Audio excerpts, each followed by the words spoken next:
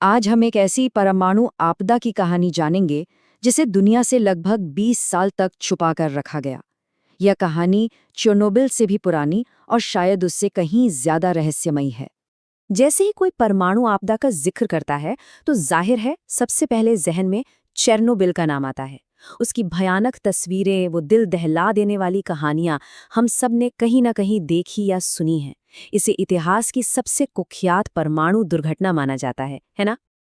लेकिन क्या हो अगर मैं कहूं कि चेर्नोबिल से भी पहले एक और बहुत बड़ी परमाणु दुर्घटना हुई थी। एक ऐसी घटना जिसे सोवियत संघ ने इतनी चालाकी से छुपाया कि दुनिया को इसकी भनक लगने में ही 20 साल लग गए। चलिए आज इसी गहरे राज से पर्दा उठाते हैं। तो कहानी की शुरुआत होती है सोवियत संघ की एक top secret nuclear facility Mayank से। सवाल ये है कि आखिर वहां ऐसा क्या हुआ था। ये बात है साल 1957 की। जगह थी मायाक प्रोडक्शन एसोसिएशन, जो किश्तिम शहर के पास बनाई गई थी। असल में ये सोवियत संघ के परमाणु हथियार कार्यक्रम का एक बहुत ही जरूरी सेंटर था। यहाँ पर न्यूक्लियर बमों के लिए प्लूटोनियम तैयार किया जाता था और इस प्रोसेस में जाहिर है भारी मात्रा में बहुत ही खतरनाक रेडियोधर्मी कचरा निकलता था, जिसे यहीं पर बड़े बड़े टैंकों में स्टोर करके रखा जाता था। देखिए, ये हादसा कोई अचानक नहीं हुआ। ये असल में एक के बाद एक हुई कई गलतियों का नतीजा था। तो हुआ ये कि एक कंक्रीट टैंक जिसमें लगभग 80 टन लिक्विड रेडियो एक्टिव अचरा भरा हुआ था, उसका कूलिंग सिस्टम फेल हो गया। अब जब कूलिंग ही बंद हो गई तो कचरे के अंदर मौजूद रेडियो एक्टिव तत्व लगातार गर्मी पैदा करते रहे और टैंक का तापमान बढ़ते बढ़ते 350 डिग्री सेल्सियस तक पहुंच गया। इस जबरदस्त गर्मी से सारा पानी भाप बन गया और कचरे में जो नाइट्रेट और एसिटेट सॉल्ट थे वो सूखकर क्रिस्टल बन गए, जो बारूद की तरह विस्फोटक थे। और फिर एक चिंगारी ने इस सूखे हुए कचरे में एक बहुत बड़ा केमिकल धमाका कर दिया। और ये समझना बहुत जरूरी है कि ये एक परमाणु नहीं बल्कि एक केमिकल विस्फोट था। ये विस्फोट कितना शक्तिशाली था, अंदाजा लगाइए। इसकी ताकत 70 से 100 टन टीएनटी के बराबर थी।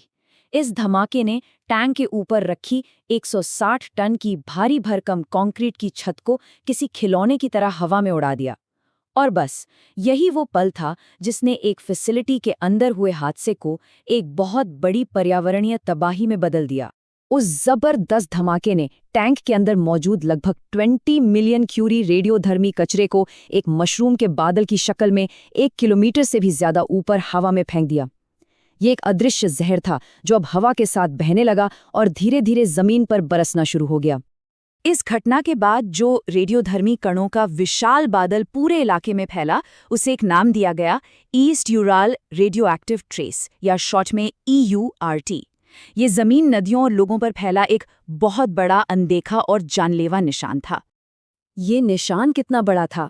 ये 20,000 वर्ग किलोमीटर से भी ज्यादा के इलाके में फैला हुआ था। अंदाजे के लिए ये दिल्ली के एरिया से लगभग 13 गुना बड़ा है। सोचिए, रातों रात इतना बड़ा इलाका जहरीला हो गया।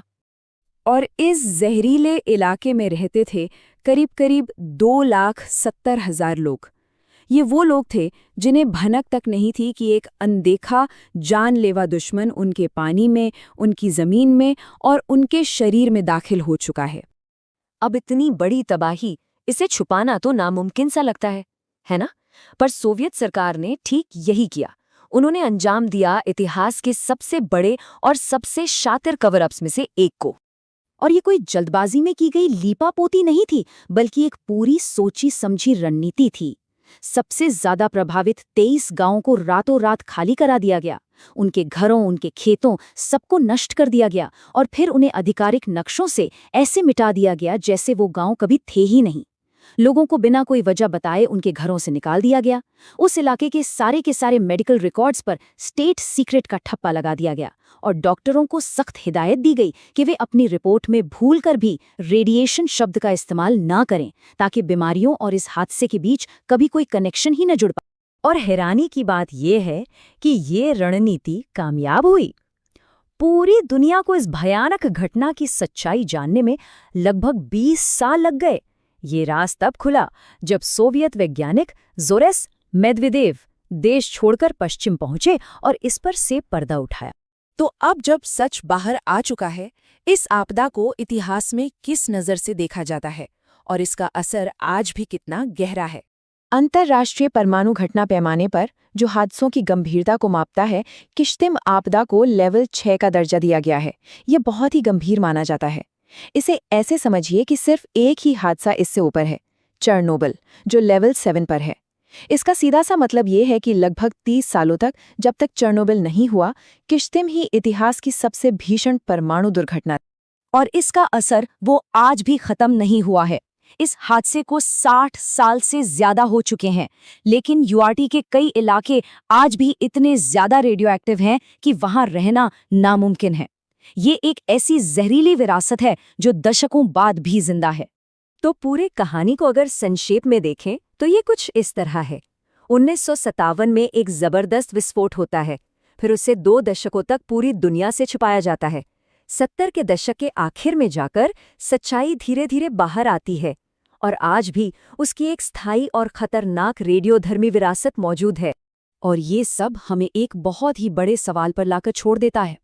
अगर किश्तिम जैसी इतनी बड़ी आपदा को इतने लंबे समय तक दुनिया की नज़रों से ओझल रखा जा सकता है, तो सोचिए इतिहास के पन्नों में और ऐसे कितने राज दफन होंगे जिनके बारे में शायद हमें आज भी कुछ नहीं पता।